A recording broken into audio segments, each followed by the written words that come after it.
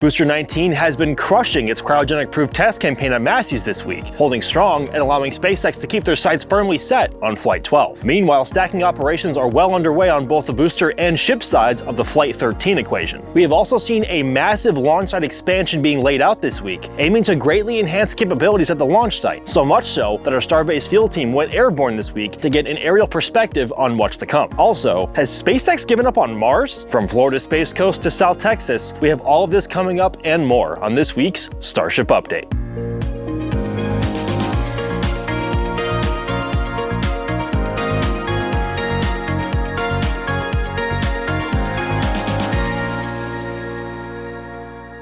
It's honestly pretty refreshing to start here by being able to talk about flight vehicle testing because, man, it's been a minute. As we discussed last week, Booster 19 rolled out to Massey's to begin its pre-flight testing campaign. It all starts on the thrust simulator stand, which simulates Raptor engine forces against the aft without any engines being installed. Once hardware is stationed there, SpaceX has the option of including ambient pressure tests, or high pressures at ambient temperatures without the presence of cryogenics, formerly known as pneumatic testing. This is, unfortunately, where we lost Booster 18. Booster 19's first test appeared to be just this. Venting and pressure release without frost was observed, indicating non-cryogenic pressurization. Afterwards, crews removed part of an aerodynamic shine holding COPVs, or composite overwrap pressure vessels. They serve several vital roles on the vehicle, including, but not limited to, regulating tank pressurization, relighting engines, etc. Now, this was notable and somewhat concerning, as Booster 18's accident seems to have originated from a similar area during this phase of testing. But this seems to only suggest extra caution here with Booster 19. And rightly so. SpaceX cannot afford to have version 3 begin its life like version 2 did, given what's on the line now with NASA and its HLS commitments. Up next in the campaign was the full-on cryogenic tests using liquid nitrogen and oxygen. Previous gen boosters often tested one tank at a time due to the then limited tank farm capacity limits. A day after the first ambient pressure test was observed, Booster 19 underwent and seemingly aced its first partial tanking test, detanking shortly after. Promising. Fast forward to the following day, Massey's tank farm spooled up once again. But not for S39.1, which is still there by the way, but for Booster 19's second and full cryo load, lasting hours on end. I mean, look at this thing covered in frost. It's gorgeous. Given how new version 3 still is, we assume SpaceX would be conducting multiple tests to verify flight hardware readiness, so when the farm spooled up for the third day in a row, we weren't surprised at all. B-19 donned a coat of frost for the third time, with multiple and intense venting periods toward the end. I mean, seriously, it's like this thing is like showing off or something. And it's also the old cliche meme, oh, we get it, you vape. The exact purpose of these was unknown, however. Hours later, we observed depress venting, signaling the end of round 3 testing. And spoiler alert, in the very early morning hours of Monday, Booster 19 departed Massey's and headed back home into Gigabay 1. Here, SpaceX teams will fit it with 33 Raptor 3 engines before rolling the booster to Pad 2 for the very first time for its static fire test campaign. It's kind of wild that we're almost there, actually. Massey's is built to support more than just booster testing, though. Ships themselves are both cryo-tested and static fired here as well. However, the area has been under renovations for quite some time now. Ever since Ship 36 decided to pull a temper tantrum and, well, disassemble itself, SpaceX has been taking the time to repair, reinforce, and upgrade the tank farm and static fire areas for version 3 ships and beyond. In recent months, a beefier gantry design has taken shape, which supports fuel equipment for static fire testing, now featuring the new Ship Quick Disconnect interface for Block 3 starships. A new concrete bunker has also been added to the site here to shield GSE from potential shockwaves, debris during said testing, or in worst case, a scenario like Ship 36. Back at the gantry, a new mystery truss structure continues to taunt us because we still aren't quite sure of its intended purpose yet. We'll have to wait to find out more. Massey's is receiving upgrades in other areas as well, including the likes of the brand new COPV testing area that SpaceX built to rigorously test incoming articles, hopefully addressing potential shipping and handling issues that may have bitten them in the past?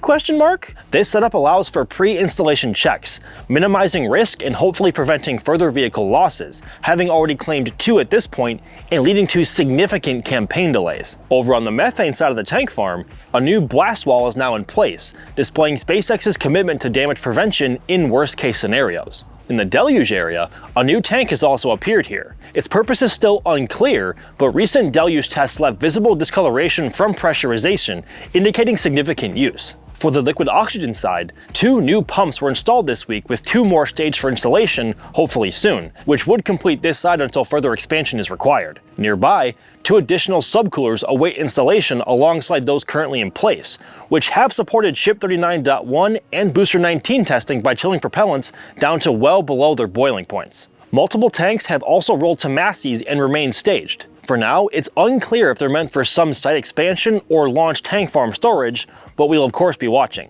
With the recent anomaly on SpaceX's Block 3 booster forward test article, Booster 18.3, the company held off on immediate scrapping since it posted no ongoing risk to operations there. Recently though, they've straight up cut it in half, rolling the upper section back to Star Factory for potential analysis and/or scrapping. The lower common dome section, which took the brunt of the damage, will likely be scrapped and disposed of right at Massey's. Over at the other Block 3 booster test article, also known as Booster 18.1, testing seems to have been completed. We haven't observed any sort of crowd testing here since mid-January. SpaceX appears set to remove it from the can crusher, having pulled the load cap off already, marking the end for this long-serving test tank. Long live the test tanks. The remaining test article at Massey's happens to be Ship 39.1, which is currently sitting idle at the ship cryo station. It doesn't seem like it's going to be seeing any testing for now, as the main focus was shifted towards Booster 19's test campaign. Moving down Highway 4 towards the production site, the Sanchez lot serves as a storage and scrapping area, along with assembling work stands, transport stands,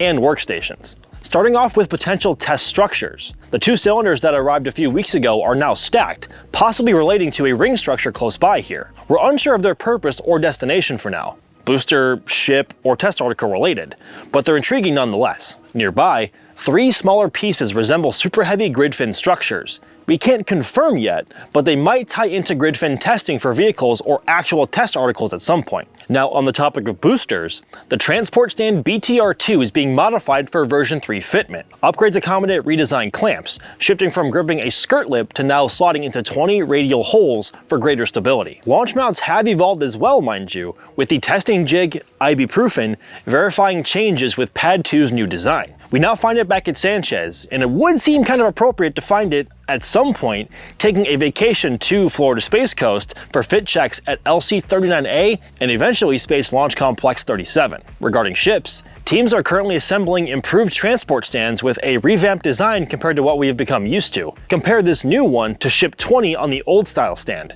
As of our recent flyover, one is complete with a second and third not far behind their progression. That's a lot of ship transport stands. Both static fire stands are also here at Sanchez. Yes, both. The old one is next to Gigabay 2, having survived Ship 36's anomaly and is currently undergoing repairs for reactivation, while the new one is along Remedios Avenue and is ready for outfitting with clamps, supports, hoists, walkways, rails, and engine chill plumbing. Completion shouldn't be too far away. Beside the new stand, a 3-arm structure is sparking theories, perhaps for accessing the ship thrust puck section without the thrust simulator attached. More development is needed to confirm though, as it's pure speculation for now. Regarding transportation needs, SpaceX received wider self-propelled module transporters, or SPMTs. From what we can see, these can either be towed or moved like we're used to. This, I guess, could expand the acronym to self-propelled module trailer. Maybe it's time for another acronym video.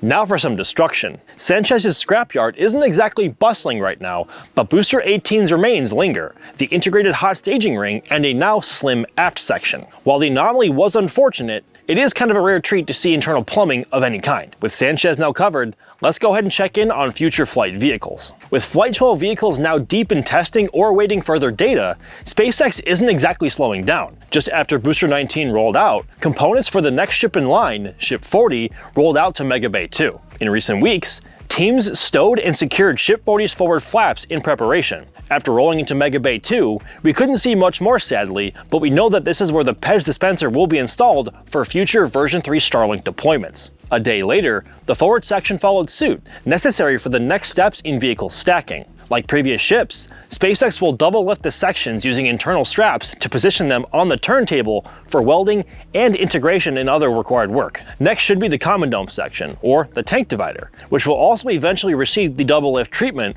but we have yet to see it so far. On the booster side for Flight 13, Booster 20 is making steady progress. Though our cameras haven't caught much because of the pesky Mega Bay doors, the aft two sections and common dome have already rolled out. Unlike the fast pace on Booster 19, pace here is slower with few crews assigned, which is what we thought would happen given how lofty the stacking timeline goal was for Booster 19. How long do you think it'll take for Ship 40 and Booster 20 to finish stacking now? Let us know in the comments section down below. Actually, speaking of stacking, all of the hardware that we had just talked about comes from inside the Star Factory, where SpaceX fabricates and assembles critical hardware for flight. With Ship 40 now vacating its spot, let's take a quick look at the ships still being actively worked on inside. Ship 41 has seen little movement since its recent COPV installation, and is currently slated for Flight 14, which could showcase the very first ship catch attempt depending on the results of the next two flights. Ship 42 has also received extensive tile work and recently had its forward flaps installed. These are critical components for control and orientation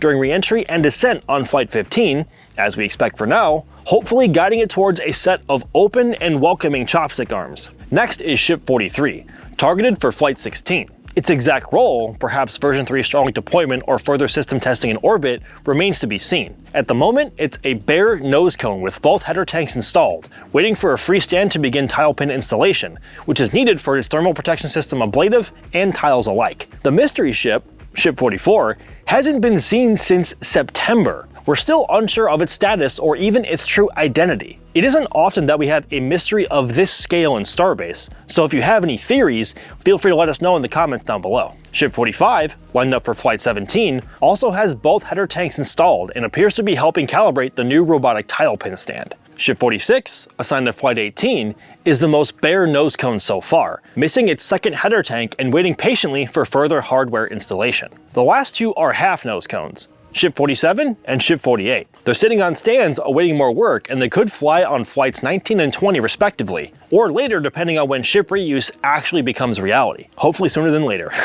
Stepping away from ships, the upper half of the failed B-18.3 test article was cleanly cut and rolled back into the Star Factory. Since it sustained minimal damage, it may be reused for a future test article paired with a new common dome section. And that's the latest from inside Star Factory. Production is clearly gaining momentum, as it needs to in order to make the targeted flight cadence that the company needs. We also took to the skies this week to gain a better vantage point on how things are progressing elsewhere in Starbase, and we can clearly see the Gigabay continuing to rise at an impressive pace here. Since our last flight, SpaceX has pushed the structure from roughly level 1, at about 20 meters in height, all the way to level 3, now standing around 60 meters tall, nearly the height of a Gen 2 Super Heavy booster. We expect them to keep going until it reaches the full 5 levels and a bit beyond, topping out near 116 meters in height all in. We've seen that crews have already spanned temporary bridges across the work cells to make movement between the areas easier during construction. These should be removed later once they're no longer needed. In the lower sections, they've started painting the structure white, perhaps matching the aesthetic of its twin Gigabay structure in Florida. The rest of the beams and framework should follow suit soon. The 4 tower cranes have also grown as rapidly as the building itself, and will keep rising as construction advances. It has been super fascinating to see a machine that builds other things building itself in a way. It's kind of neat. Here on the Space Coast, the Gigabay over at Roberts Road is currently taller on one side, like it always has been so far. Possibly a deliberate choice to support early Starship operations at Launch Complex 39A, potentially for future vehicle storage, as there is currently no Star Factory yet built here, which is what's needed for vehicle assembly. The initial plans for launch operations here require vehicles to be barged in from Starbase, hence the probable need for storage. You can track all this progress yourself as well with our Space Coast Live 24/7 cameras, right here on YouTube. Now, compared to that in Starbase, where its height is much more uniform on both sides, we should see level 4 work begin soon, about bringing it in line with Florida's current progress. Time for our McGregor Minute. This week has been packed with Raptor 3 activity, a departure from our reports last week where testing had almost come to a halt. Our 24/7 cameras caught 4 fresh Raptor 3 engines leaving the site, confirmed serial numbers 101, 102, and 110, with the 4th also in the 110s range, but we couldn't exactly get a clear enough visual for the exact number. These are the highest production numbers that we have seen yet, which is a promising sign as operations progress towards the version 3 era. Overall, this means that there is enough sea-level Raptor 3s, not including any possible RUDs and vacuum variants, to fully outfit 3 complete Starship stacks. Yeah, 3. For perspective, the very first Raptor 3 fired on August 8th, 2024. As of the time of this recording, that's roughly 550 days ago, working out to about 1 Raptor every 5 days. Elsewhere on site, a new test article has been drawing attention. Based on its structure and diameter, we believe it's for the next generation booster propellant transfer tube. The white protective shell has been on and off of it all week, which unfortunately obscures most of the actual testing and of course our views of it. These kinds of test articles are critical for validating hardware under tightly controlled conditions before they fly. Now, coming back to our flyover, the launch site is currently undergoing major changes and expansion. SpaceX has now received approval for another launch site expansion southward, this one even larger than that which created Pad 2 in the first place. Work began perhaps earlier than we expected, with boundaries set up and preliminary preparation on the ground already underway. The approved layout permit includes an expanded tank farm, 2 LNG facilities, a liquid methane generation plant, a new water deluge farm, additional and various ground support equipment, and 2 staging pads. In preparation for creating the groundwork here, SpaceX must complete a 5-layer foundation. They must remove vegetation, import sand, install polypropylene geogrid for soil stabilization, lay compacted limestone, and finish with a 4,000 psi compressed concrete slab. When complete, the launch site will be nearly twice its current size. New tanks have already arrived in the former methane, oxygen, vent, and recondenser area. We suspect that these are additional methane tanks to address the current shortfall needed for supporting 2 pads simultaneously. Across the tank farm, all new vaporizers are now installed, along with the final liquid methane pump, completing the pump setup, though some may be adjusted after testing and early Pad 2 flight operations, as this is all still very new hardware. And speaking of Pad 2, all 20 hold-down iron hoods are installed, and the clamps were actually retracted during the flyover, likely to verify proper sealing and movement. We also spotted what appears to be sensors on top of the booster quick disconnect hoods. These could be for initial booster alignment on the new pad, something we expected, though it's unclear if they'll remain present for every stack.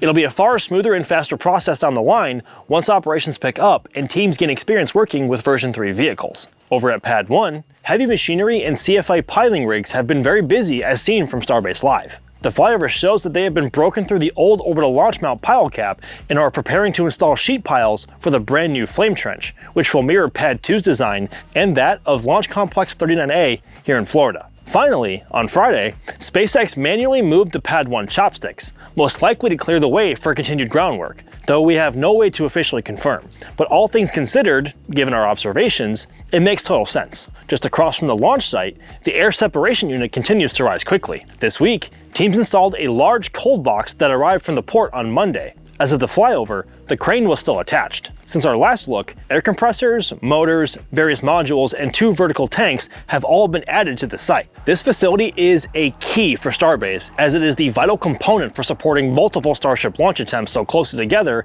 as SpaceX is eventually aiming to, but we'll cover that more in detail in a future episode. Now, it feels like there is a giant elephant in the room just like right over my right shoulder, and it is begging to be addressed right now. So, has SpaceX given up on Mars? Well, the simple answer is no, of course they haven't. But there has been a massive shift in their trajectory here, at least for the rest of the decade. Because right before recording this, Elon Musk himself confirmed some rumors going around that SpaceX was shifting its immediate focus away from Mars colonization and towards, quote, building a self-growing city on the moon, as we can potentially achieve that in less than 10 years, whereas Mars would take 20 plus years. He then went on to list all of the near-term benefits of such a change and how that would play into the company's long-term goals of colonizing Mars, with a much more flexible launch windows and overall travel time. Now, this may or may not come as a shock to some people, but when you break it down, it makes total sense. SpaceX is embedded into NASA's Artemis program with their Human Landing System contract, supplying a Starship lunar lander for Artemis 3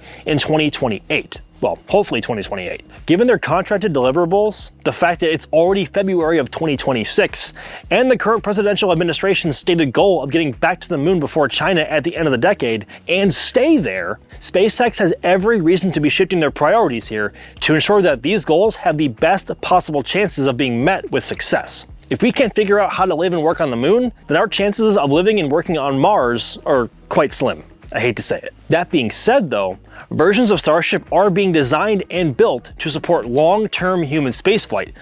That's a moth. Versions of Starship are being designed and built to support long-term human spaceflight, so its architecture will suffice for both purposes here when their respective times come. Now, putting all of this together, like this entire episode, this is exactly why getting version 3 of Starship up and running is imperative if we really are serious about getting back to the moon in the near future. But in any case here, it certainly has not been a slow week this time over in Starbase, and we fully expect the pace to keep picking up as operations progress towards the greatly anticipated return to flight of Starship, Flight 12. And as always, we are incredibly excited to see what SpaceX has in store. Let me hear some of your hot takes actually.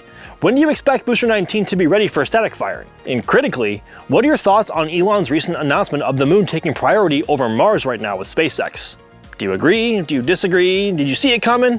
Feel free to let us know in the comments section down below. I'm Max Evans for NSF. Thank you guys so much for watching, and I'll catch y'all in the next one.